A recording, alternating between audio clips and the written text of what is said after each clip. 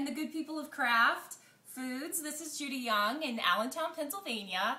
And I have to tell you, I don't know how I ended up north of the Mason-Dixon, Paula, but I sure hope to see you soon in Savannah. And I am just thrilled to be here with this contest that you're throwing. I have followed your career and I just adore you, so I really want to shout out a big love to you. And I love Philadelphia cream cheese. I use it quite a bit in my recipes. I have been collecting recipes since I was a very young girl, and I've gathered it from magazine articles and neighbors and friends. So I'm hoping to kickstart this recipe off with a Philly cheesesteak dip. So we're going to do our own rendition of the Philadelphia cheesesteak, basically. So I know down in Philly they say with cheese and without.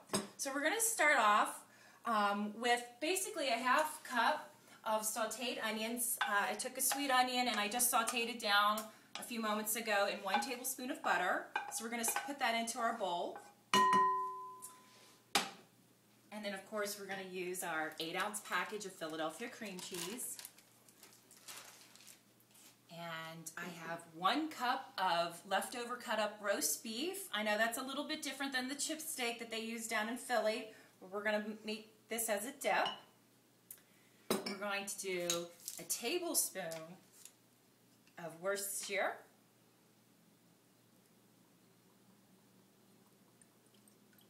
a little flavor in there, and about a good teaspoon or so of oregano, a little Italian seasoning in there. Always good. I love oregano. It always smells so yummy. Of course, a little salt. Just kind of eye that in there. About a half teaspoon. And of course, a teaspoon of good fresh cracked black pepper. And then another seasoning, that's what's so great about cooking. You can kind of twist and amend these recipes anytime, anywhere. Think of, sauteed mushrooms. If you like that in your cheesesteak, you can probably cook that in with the onions. I'm going to put in some banana pepper, probably about a good tablespoon of banana peppers. Put a little zing in this.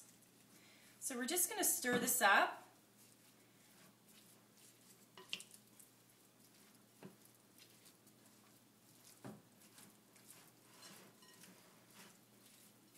Going to add just a couple more ingredients to this recipe.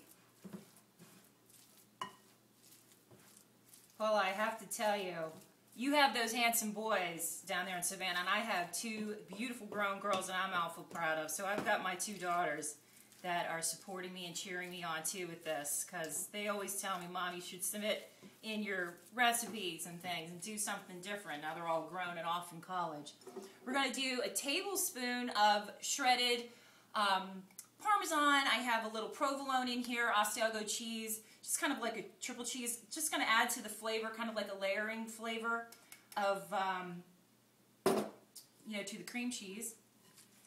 And also, another one of your favorites, Paula, a 1/4 cup of real mayonnaise.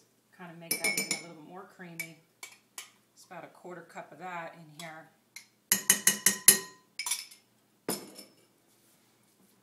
And then basically, after this is all mixed up, we're going to put it in this baking dish and bake it in a 350-degree oven for about 25-30 minutes. Probably sprinkle a little bit more cheese in there.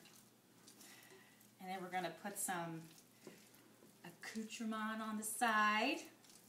Probably got some buttered bread back there, Paul. I love butter. You're not the only one either. I love it too.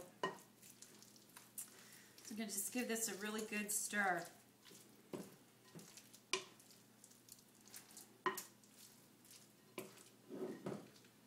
Okay, we're just going to put that in this beautiful little baking dish I have here.